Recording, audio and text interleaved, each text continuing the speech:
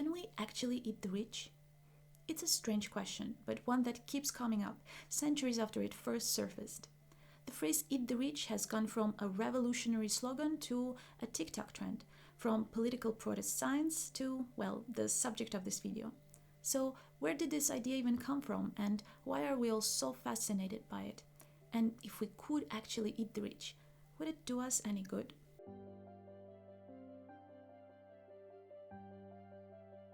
Our story begins in 18th century France. Back then, philosopher Jean-Jacques Rousseau coined the ideas about the inequality between the ruling class and the common people. Rousseau's philosophy was the following. He saw the wealthy as beasts of prey, living off the labor and lives of the vulnerable. He wrote in Emile, "The animals you eat are not those who devour others. You only hunger for the sweet and gentle creatures who harm no one." The aristocracy were the predators, consuming everything in their path, and the French Revolution would soon put his ideas to the test. When the people finally stormed the Bastille and dethroned King Louis XVI, Rousseau's ideas were everywhere, and although they didn't actually eat the rich, they devoured the aristocracy's wealth and power by redistributing land and resources. This redistribution was a clear for the people by the people moment, and wealth inequality went down temporarily. But as we know, old habits die hard, and wealth has found its way back into the hands of a few since then. Today's "eat the rich" isn't just a cry from the history, it's trending again. From TikTok videos criticizing private jets to political campaigns, it's resurfaced as a reaction to extreme wealth inequality. For example, the supporters of Elizabeth Warren chanted the phrase at rallies to support her wealth tax proposal, while in South Africa, the Land Party used it as their slogan for the 2021 elections, rallying against the unchecked capitalism. So, social media, pop culture, the film industry have all amplified the sentiment, making it a global phenomenon. So why is there this renewed appetite for eating the rich, at least metaphorically? Well, it's no secret that the gap between the rich and everyone else has grown wider than ever. Millennials and Gen Z, despite being the most educated generations, face unprecedented levels of debt, housing costs, and income inequality. Meanwhile, CEOs today make about 400 times what the average worker does. This disparity keeps feeding the growing frustration. And beyond money, there's a psychological gap. Pop culture often puts wealth on a pedestal, showing events like the Met Gala and celebrity vacations, while the world deals with wars, climate change, and food insecurity. Shows like Saltburn, Parasite, The White Lotus tap into this unease. They critique wealth, yet provide escapism, which can feel both cathartic and unsettling. Meanwhile, on social media, memes mock celebrities like Taylor Swift, Kylie Jenner, Elon Musk, or Jeff Bezos for using private jets. According to Oxfam, the world's wealthiest 10% accounts for 50% of emissions, while the poorest half of the world's population contributes only about 10%. These contrasts fuel the movement because it's not just about money, it's primarily about justice. And it goes beyond that. It's also about how countries, governments, and those in power often fail to protect the very people that they claim to serve, often protecting more their own interests. And this betrayal can feel deeply personal, especially when the national rhetoric frames the state as a protective figure or motherland. In Colombia, for example, musicians Edson Belandia and Adriana Liscano explore this theme in their song Su Madre Patria, about which I found out through a friend of mine. Las lucas en Panamá, que los mantenga su madre patria. Su madre patria, que los mantenga su madre patria. Su madre patria, su madre patria. In Su Madre Patria, Belandia and Liscano critique the concept of the motherland, or Madre Patria, which is often romanticized as something nurturing and protective, and it's often used in former Spanish colonies to refer to Spain. But here they subvert this notion. The motherland is something that gives life but also takes it away. It's a source of exploitation and violence as much as patriotism. Through this unsettling imagery and satirical lyrics, they question the sacrifices that poor and marginalized citizens make under the guise of patriotism, while those in power enjoy the benefits. And this isn't unique to Colombia. Across the world, loyalty to the motherland often benefits a privileged few while extracting the lives and labor of the many. Belandia and Liscano's work highlights how, when patriotism becomes a tool to uphold systems of inequality and exploitation, this can lead to huge resentment. And it's this same frustration that fuels today's call to eat the rich. It's a demand for accountability from systems and people who benefit while the rest bear the cost. So, can we actually eat the rich? Well, cannibalism as a survival tactic isn't unheard of, and in some indigenous cultures, like the Tupi people of Brazil, it was even ritualized as a form of defiance. But let's be real. Actually eating the rich might pose some serious health issues. For example, eating human brains could lead to kuru, which is known as the laughing sickness. So if you're planning a billionaire buffet, it might seriously cause some digestive issues. But sure, the Tupi practiced ceremonial cannibalism, which carried deep cultural significance. But beyond the literal, it's the metaphorical use of cannibalism that makes this even more interesting. In the 1920s, Brazilian modernist Oswald de Andrade took inspiration from the Tupi's cannibalistic rituals and turned them into a metaphor for Brazil's relationship with foreign cultural influences, especially through the prism of colonialism.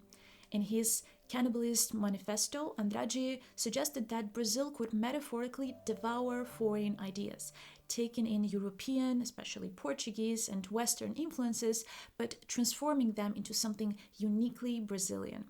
And this process, which he called cultural cannibalism, was a way for Brazil to assert its own identity rather than simply mimicking the West. And more than just a cultural metaphor, Andrade's manifesto was a direct rebellion against colonialism and European cultural dominance. By invoking the Tupi and their cannibalistic practices, Andrade rejected the idea that Brazilian culture should be subservient to European standards. He called for Brazil to devour these outside influences, to assert its independence, and to forge an authentic identity that embraced indigenous, African, and other influences unique to Brazil. In this sense, the metaphor of cannibalism becomes a powerful tool of resistance. Instead of being a symbol of savagery, it's about empowerment, embracing what colonial powers saw as primitive and turning it into a source of strength for the common people.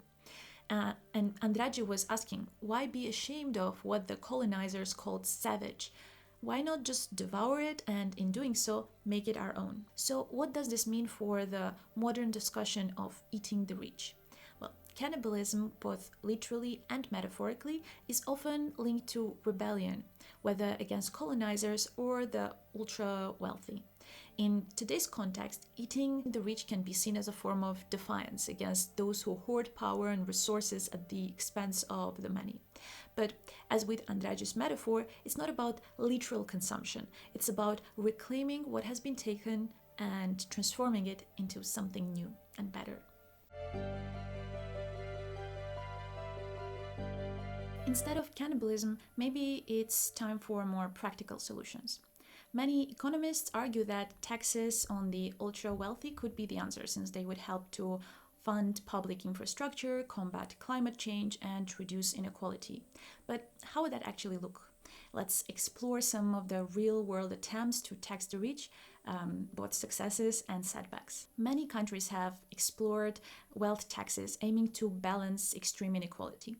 Progressive wealth taxes, taxing the richest individuals on their net assets, are designed to ensure the wealthy pay their fair share.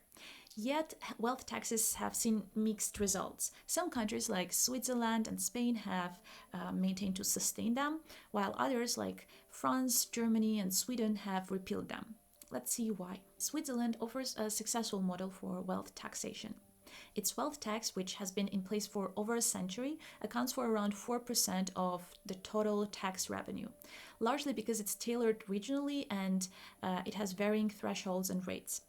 This flexibility helps reduce the risk of wealthy individuals fleeing the country or hiding assets abroad. In Spain, the 2022 Solidarity Wealth Tax was designed to target the richest 0.5%, with rates between 1.7% and 3.5%, generating crucial revenue for public services and climate initiatives.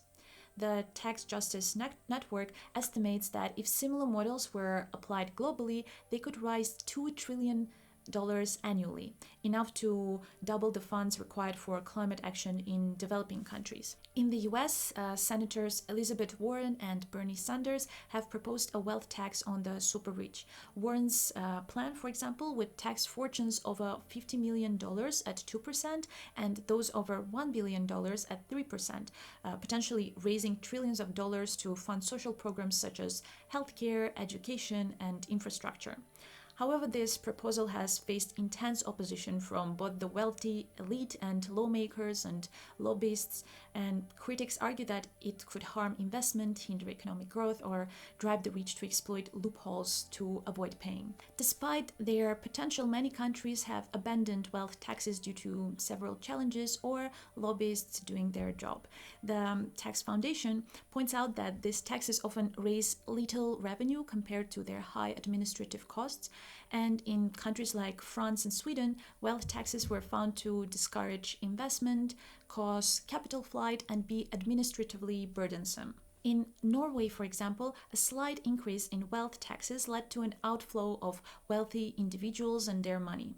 And in Spain, the government faced similar challenges when it introduced a wealth tax, prompting many high net worth individuals to move their assets to neighboring countries like Portugal. Moreover, wealth taxes often result in double taxation. The wealthy already pay taxes on their income and investment, and a wealth tax further burdens their capital, potentially eroding their net wealth over time. Latin America, Africa, and Asia also provide key examples of wealth tax debates. In Latin America, countries like Argentina have attempted wealth taxes during crisis. In 2020, for example, Argentina implemented a one-time millionaires tax to raise funds for its COVID-19 relief efforts, and it targeted individuals with assets of $2.4 million. This actually raised significant revenue, but also sparked controversy about its fairness and sustainability, and of course a lot of resistance from the wealthy. South Africa has also explored wealth taxes as a means to address its deep economic inequalities, with some arguing that it could help fund social programs in a country where the wealthiest 1% owns 55% of the country's wealth. However, political resistance and concerns about capital flight have so far prevented its full implementation. In Asia, India has debated wealth taxes as well, though it has repealed its own in 2015, citing inefficiency and high administrative costs. However, the extreme concentration of wealth in India's top 1% has renewed calls for progressive wealth taxation. Despite the challenges, wealth taxes can work if implemented thoughtfully. The Tax Justice Network advocates for moderate, progressive tax on the wealthiest 0.5% with no exemptions for asset classes. And the key to success is ensuring that wealth above a high threshold is taxed without affecting the middle class. And of course, full transparency of ownership is critical to prevent tax evasion. To avoid tax avoidance, countries must adopt beneficial ownership transparency, allowing governments to track assets and close loopholes that the ultra-wealthy use to hide their fortunes. And a coordinated global approach, such as a global asset register, could be vital to the success of these taxes. Rutger Bregman captured very well this idea at Davos not long ago. This is my first time at Davos, and I find it quite a bewildering experience, to be honest. I mean, 1,500 private jets have flown in here to hear Sir David Attenborough speak about, how we're wrecking the planet. And I hear people talk in the language of participation and justice and equality and transparency. But then, almost no one raises the real issue of tax avoidance, right? And of the rich just not paying their fair share. It feels like I'm at a firefighters conference and no one's allowed to speak about water. This is not rocket science. Mm-hmm. We can talk for a very long time about all these stupid philanthropy schemes. We can invite Bono once more, but come on, we got to be talking about taxes. Yeah, exactly. That's it, taxes, taxes, taxes. All the rest is bullshit, in my opinion. The Tax Justice Network estimates that progressive wealth taxes could raise $2 trillion globally, which would be enough to both fund climate initiatives and vital public services. But without political will and global cooperation, these taxes remain elusive. So why aren't more countries implementing wealth taxes?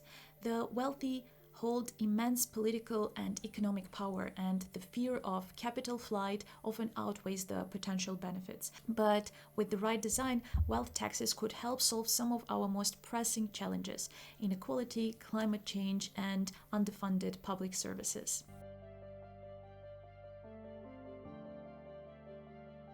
So what would happen if we succeeded in taxing the rich at higher costs? Well, several potential benefits and challenges could come into play. First of all, climate action. With sufficient funding from wealth taxes, governments could invest in renewable energy and infrastructure to address climate change. Imagine the world's wealthiest paying for clean energy, reforestation, and climate resilience projects. Secondly, wealth redistribution. More tax revenue means better public infrastructure, affordable education, and widely accessible healthcare. Redistribution has been shown to reduce poverty rates and improve economic mobility. Finally, better workers' rights and benefits. Higher tax revenue could support stronger worker protection, fair wages, and more accessible healthcare, improving overall quality of life for the majority of population. However, it could pose such challenges as capital flight, lobbying and evasion, as well as effect on economic innovation. So while literally eating the rich may be out of the question, taxing them more fairly could yield a world where resources are shared more equitably. But achieving that requires political will and ideally global cooperation. And until then, maybe we'll keep saying eat the rich, if only to remind ourselves of just how hungry we are for justice. And you may ask what it means on a more individual level. Well, it means voting for candidates that propose wealth taxation, advocating for stronger tax reforms, demanding accountability from the ultra-wealthy, participating in boycotts against them or their companies, confronting politicians face-to-face on these topics, or simply raising these questions among family and friends to inspire them to incorporate this thinking in their voting in the future. Wealth taxes won't happen without public pressure. And the next time you hear the phrase "eat the rich," remember, it's not just a rallying cry, it's a call for action. Well, that's it for today. Thank you so much for watching this video. Let me know your thoughts in the comments. What do you think about wealth taxes, and how do you think we can push for a more fair economic system? And yeah, thank you so much, and see you in the next video.